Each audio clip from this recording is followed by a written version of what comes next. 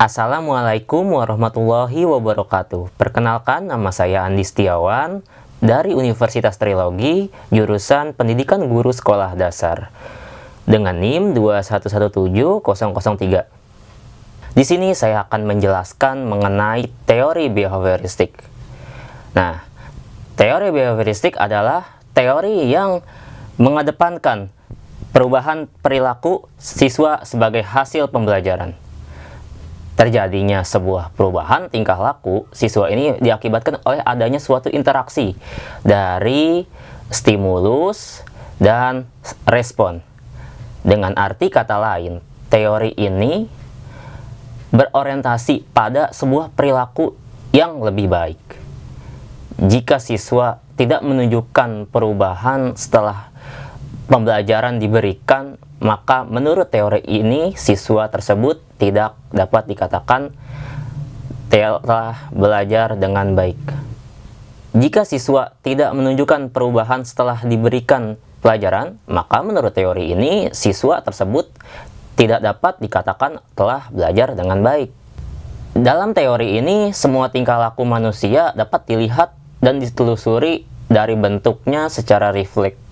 Secara psikologi, teori belajar ini dikenal sebagai sebuah teori pembelajaran yang didasarkan pada tingkah laku yang diperoleh dari sebuah pengkondisian di lingkungan sekitar.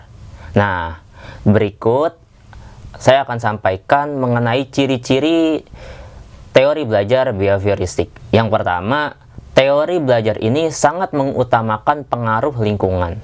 Yang kedua, para penganut teori behavioristik berpendapat bahwa hasil pembelajaran berfokus pada terbentuknya perilaku yang ingin dibentuk. Yang ketiga, teori ini lebih mementingkan pembentukan reaksi ataupun respon.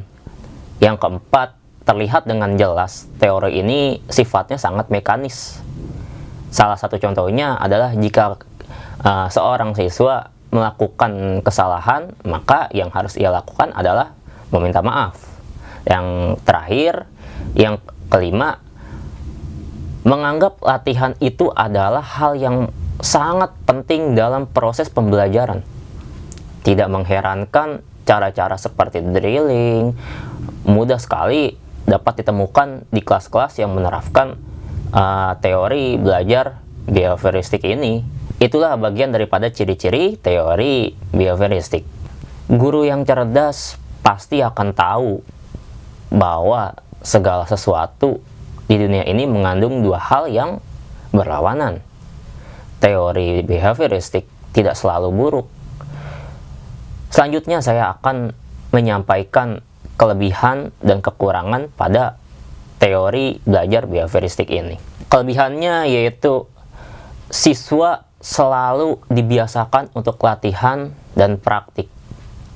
Mereka dilatih untuk memiliki unsur-unsur kecepatan, spontanitas, kelenturan, refleks, dan daya tahan. Yang kedua, siswa didorong untuk selalu berpikir linier dan konvergen. Yang ketiga, siswa dapat dengan mudah mencapai suatu target tertentu dalam suatu proses pembelajaran.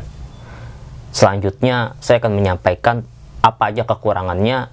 Yang pertama, yaitu siswa sangat dibatasi kreativitas, produktivitas, serta imajinasinya. Yang kedua, teori behavioristik ini bersifat teacher center, atau biasa kasar orang bilang itu adalah pembelajaran yang berpusat pada seorang guru. Siswa dapat bersifat pasif dan hanya mengikuti instruksi-instruksi yang diberikan oleh guru. Ketiga, pembelajaran akan menjadi kurang menyenangkan bagi siswa. Keempat, siswa kadang mendapat hukuman verbal atau hukuman fisik.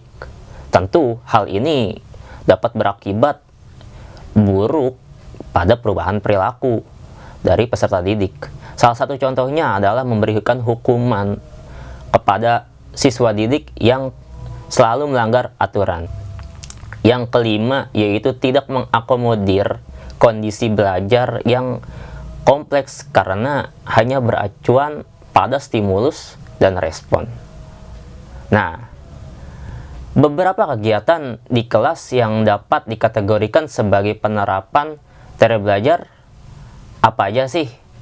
Selanjutnya akan saya bahas contoh-contoh penerapan teori belajar behavioristik di kelas.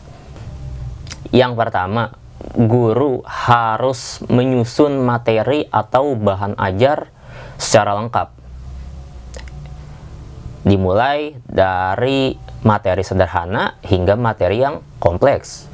Yang kedua, guru lebih banyak memberikan contoh-contoh berupa instruksi selama mengajar. Yang ketiga, saat guru melihat adanya suatu kesalahan, baik pada materi maupun pada siswa, maka guru harus segera memperbaikinya. Yang keempat, guru memberikan banyak drilling atau latihan agar terbentuknya suatu perilaku dan pembiasaan seperti yang diinginkan. Yang kelima, evaluasi berdasarkan perilaku yang terlihat.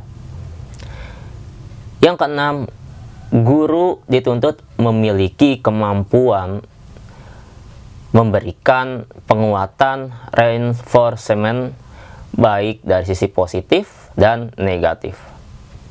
Itulah beberapa materi mengenai teori belajar behavioristik yang saya pahami dan yang saya tangkap dari materi tersebut.